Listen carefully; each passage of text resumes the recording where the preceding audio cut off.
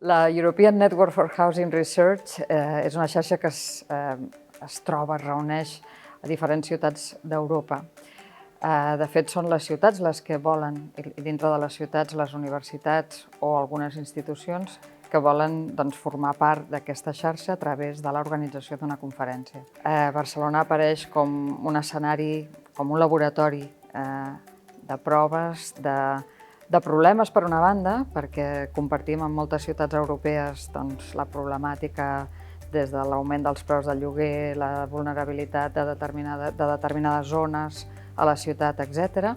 L'habitatge assequible avui, quasi podríem dir que ha sobrepassat la problemàtica de la manca d'habitatge social a Espanya, Catalunya, Barcelona, perquè realment ens adonem que el problema de l'habitatge va molt més enllà que el problema per la gent que realment té unes grans dificultats no només en accedir a l'habitatge, sinó accedir al menjar o accedir a la sanitat pública. És a dir, l'habitatge cada vegada esdevé un problema per molta més gent. En aquest sentit, l'habitatge assequible es converteix com a una de les puntes de llança per al que és la política pública.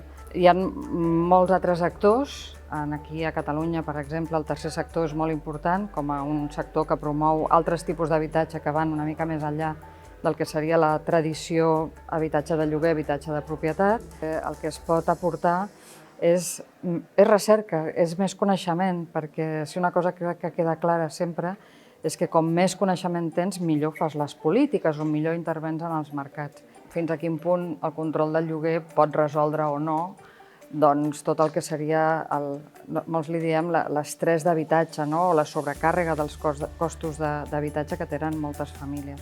És una mesura, una de les moltes mesures que són necessàries per millorar la situació de l'habitatge i sobretot en determinats, com diu la llei, en determinades zones sota tensió, una forma de tranquil·litzar d'alguna forma els mercats. Això significa una mesura de curt termini. Mesures de llarg termini necessiten una ampliació de l'oferta i això penso que tothom, també els que apliquen el control de lloguers, hi estan d'acord. Cal abordar la problemàtica de l'habitatge des de diferents vessants.